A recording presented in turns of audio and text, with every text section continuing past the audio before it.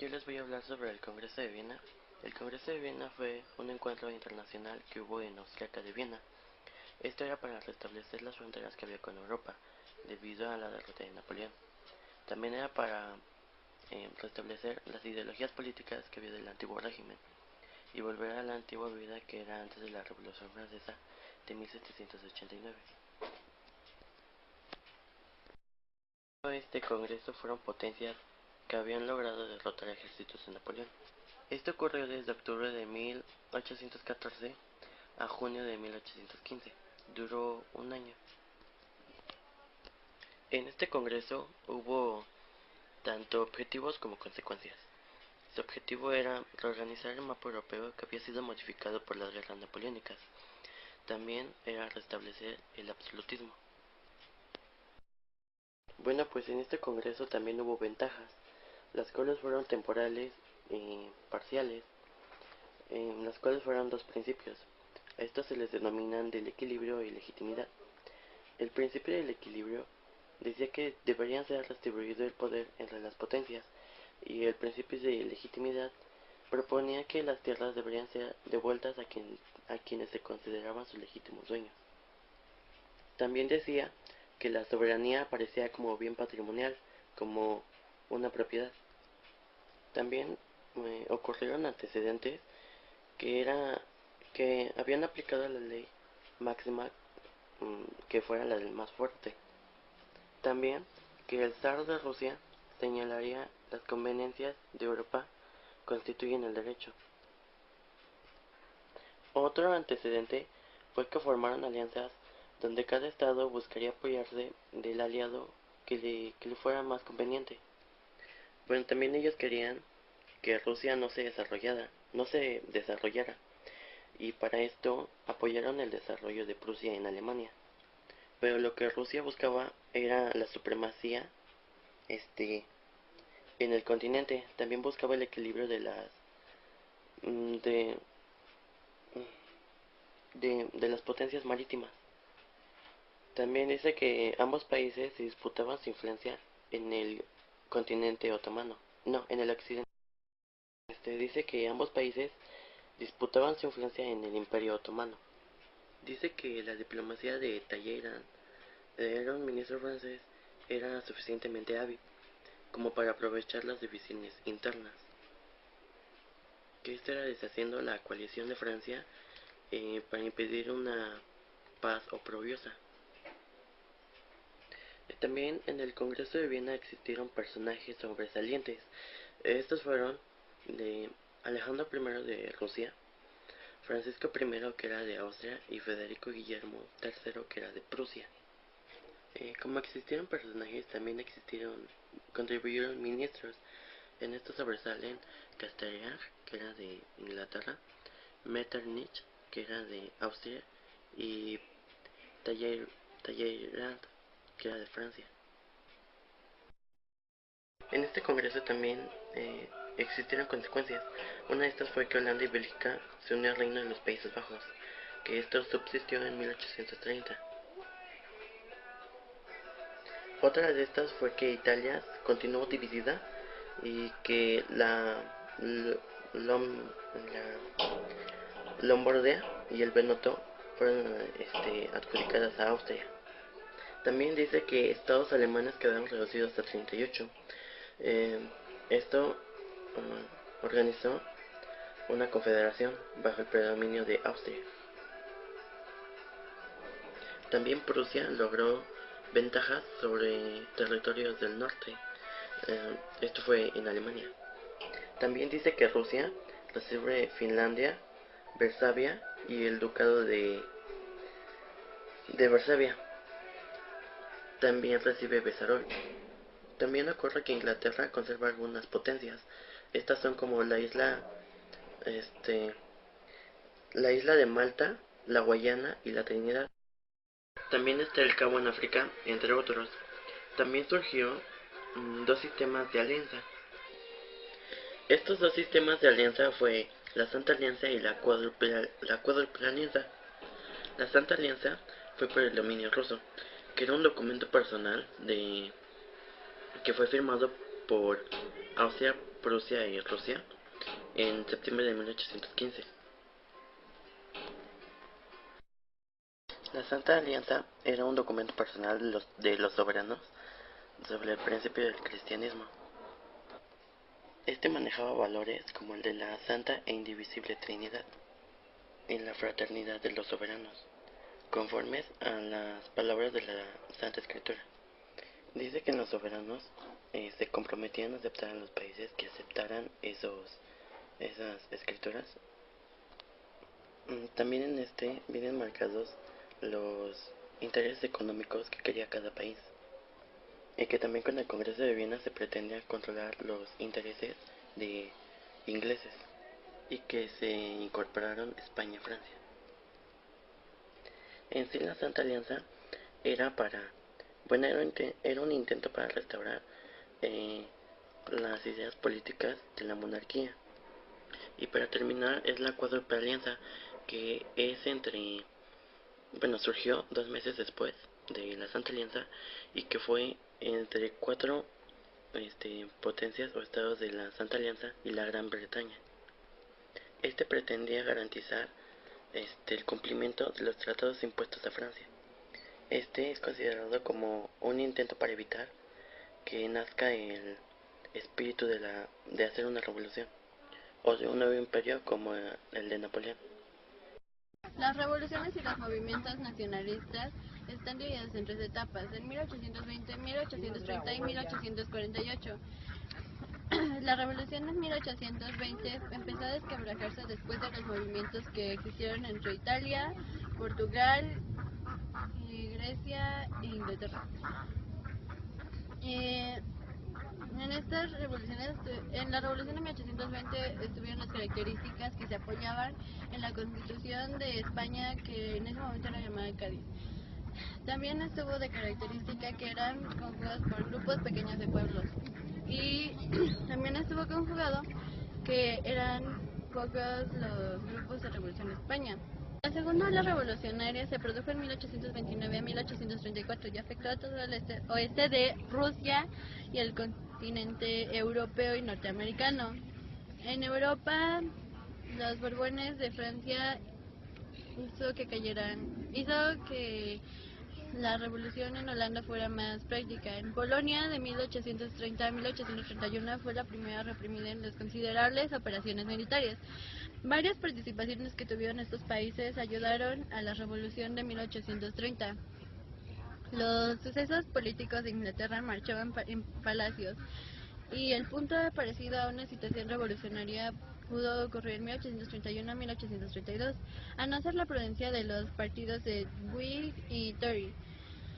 En el modelo de las revoluciones de 1830 se dio la llamada Revolución de Julio, que fue culminación de uno de los procesos con los Borbones y la lucha burguesa. Las revoluciones de 1830 trajeron consigo varias caídas, pero casi ninguna dio resultado. En 1848, la crisis económica de 1847 culmina en una etapa importante del movimiento obrero, y las revoluciones de 1848.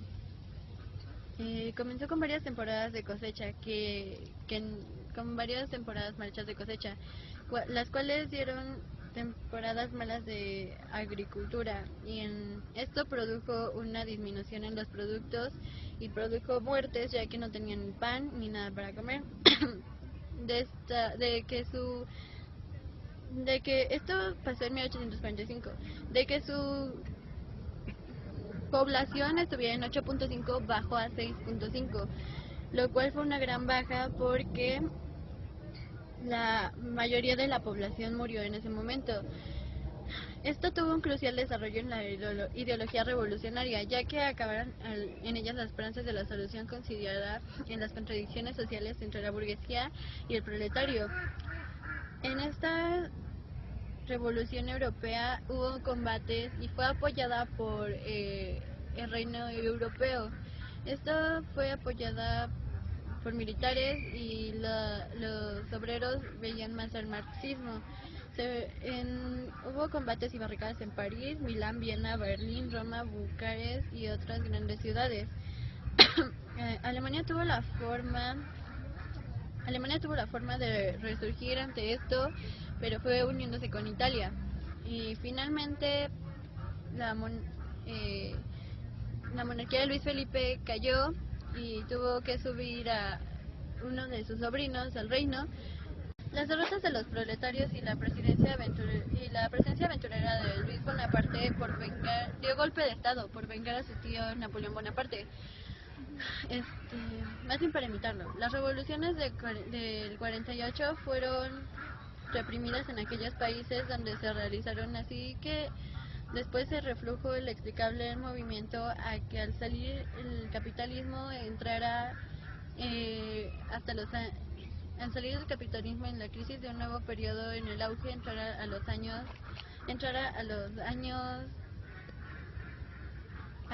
60, en 1860, y ahora les va a explicar mi compañero Lalo. Bueno, yo voy a continuar con lo que dijo mi compañera Santi.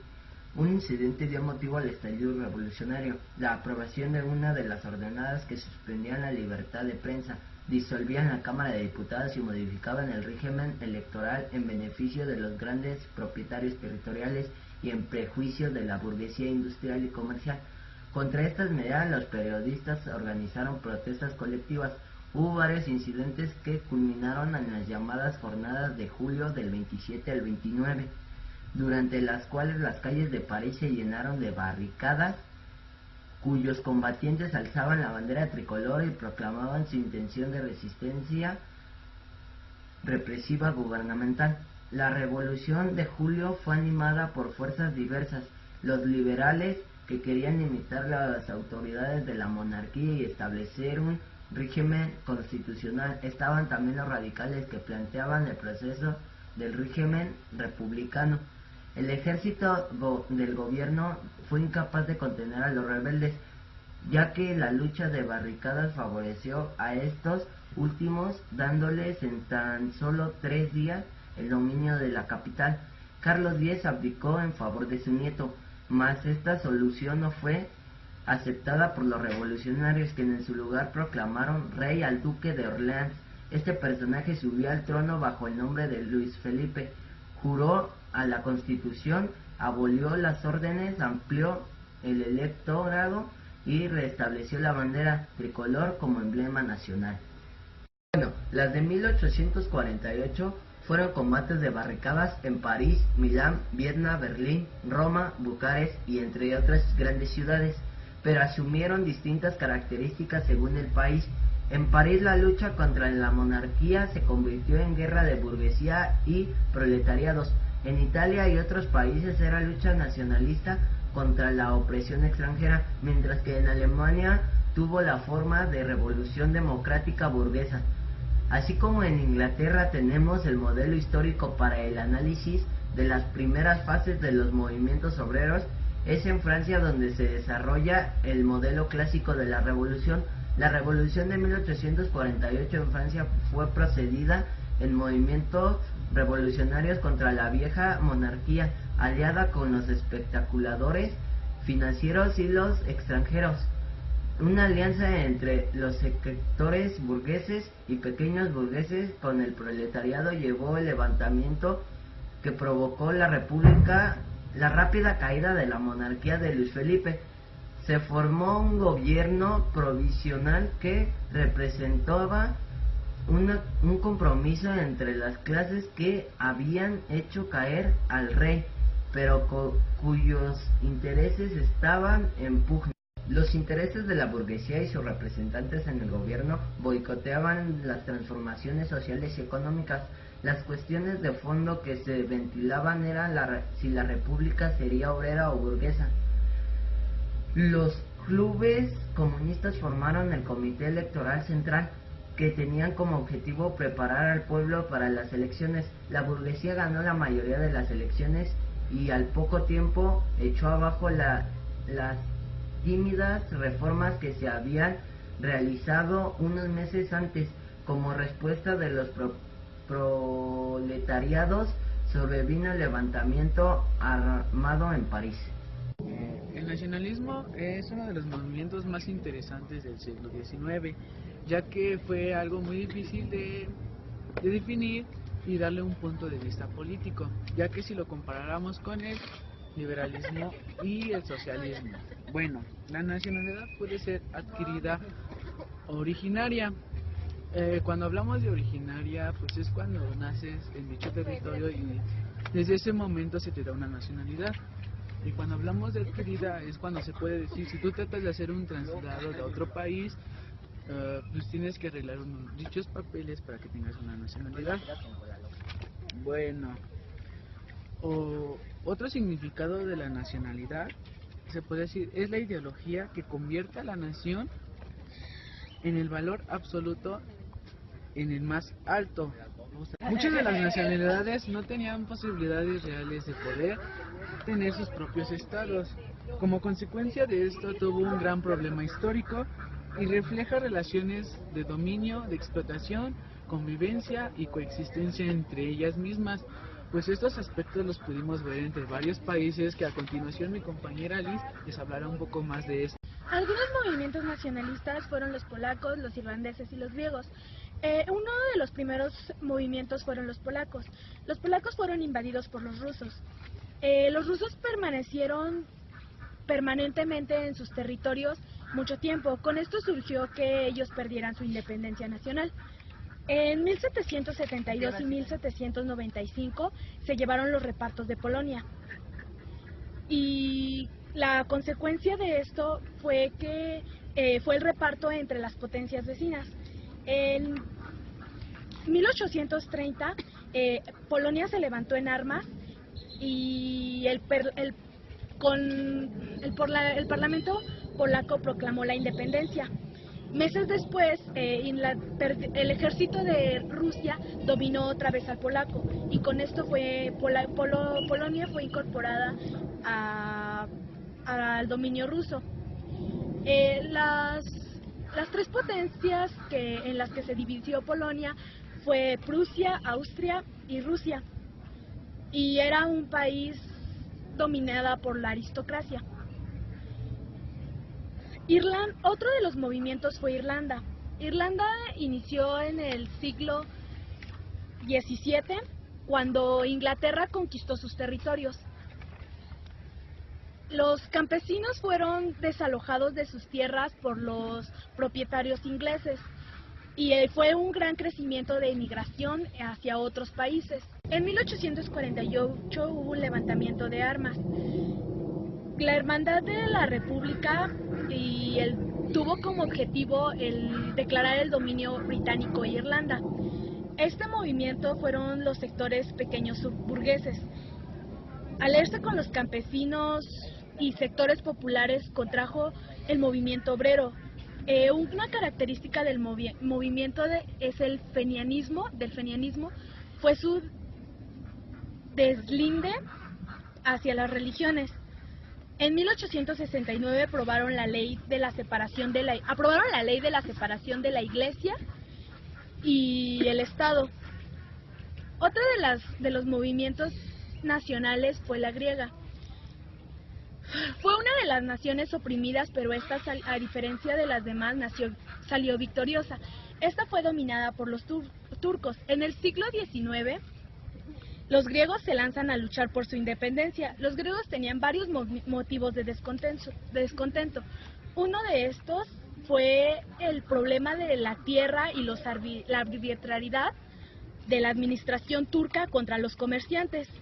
Los comerciantes canalizaron el descontento y de la emigración al extranjero. El movimiento independentista griego comenzó con la organización de sociedades secretas llamadas las hetairas. Las hetairas actuaban dentro y fuera de Grecia y tuvieron apoyo de colonias con tipos de ayuda del felionismo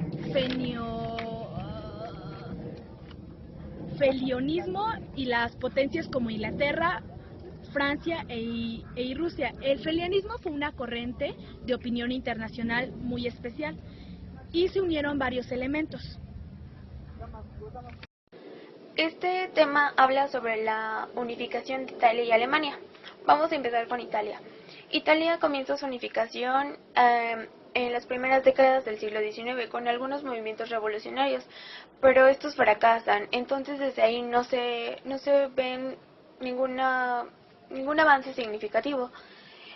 También tiene algunos obstáculos Italia para poder seguir con su unificación. Esto sería su territorio, porque estaba dividida en 7 estados.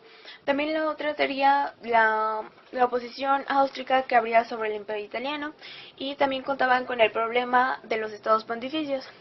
Se busca impulsar a la unión y esto lo ayuda Piamonte y Cerdeña, quien en este momento su monarca es Víctor Manuel II. Víctor Manuel II está apoyado por Cavour, quien impulsa la guerra contra Austria. Ellos tienen algunas tendencias nacionalistas y liberales, y sus soluciones eran las siguientes: la unidad encabezada por el Piamonte, la formación de la República y una confederación presidida por el Papa. Se creía también que el pequeño ejército de Piamonte no iba a poder derrotar al ejército de Austria, así que buscan la ayuda de algún estado, y este estado es Francia, quien en este momento es gobernado por Napoleón III. Napoleón III tiene un sobrino. Su sobrino también brinda esta ayuda, pero no lo hace desinteresadamente. Él tiene algunos intereses. El primer interés, digámoslo así, que él tiene es tener la popularidad por toda Europa. La segunda sería como quería anexarse a algunos territorios de Italia, los cuales podrían ser Zamboya y Niza. Otro interés puede ser tener algunos vínculos con nacionalistas italianos. En abril de 1859 es cuando Austria le declara la guerra al imperio de Piamonte. Claro, Piamonte ya contaba con la ayuda de Francia. Hubieron algunas batallas, como la de Magenta y Solferino.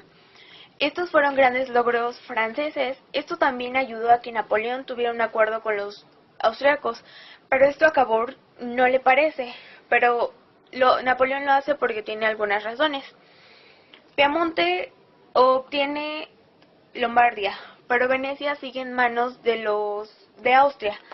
Entonces se necesita buscar cómo tener también territorio de Venecia.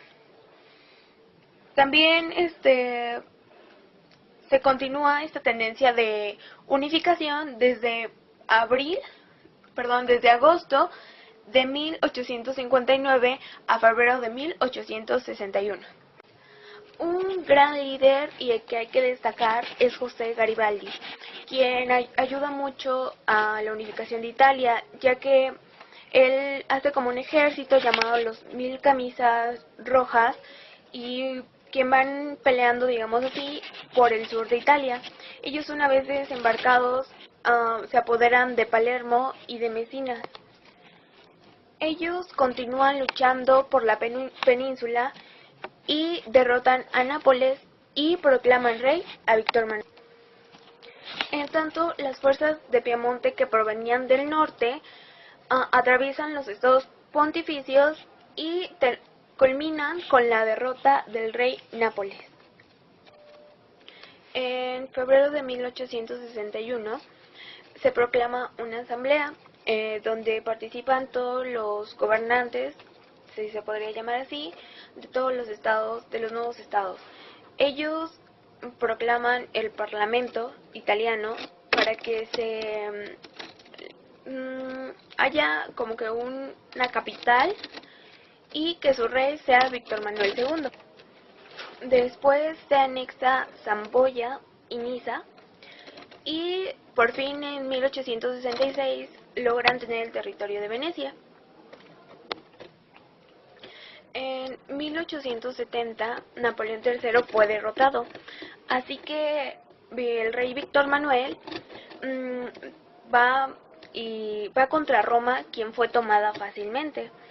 La unificación de Italia había principiado con un movimiento popular y se había terminado desde arriba. Se conservaba la monarquía y el poder se encontraba en manos de la burguesía y propietarios de la tierra. Como hemos visto, la unificación de Italia, también en este proceso se encuentra la unificación de Alemania. Alemania se encontraba rezagado por las grandes potencias de ese entonces, ya que aún no se unificaba como un país. Sí tenía lengua y sus costumbres eran comunes a los demás, pero simplemente aún no se unificaba como país.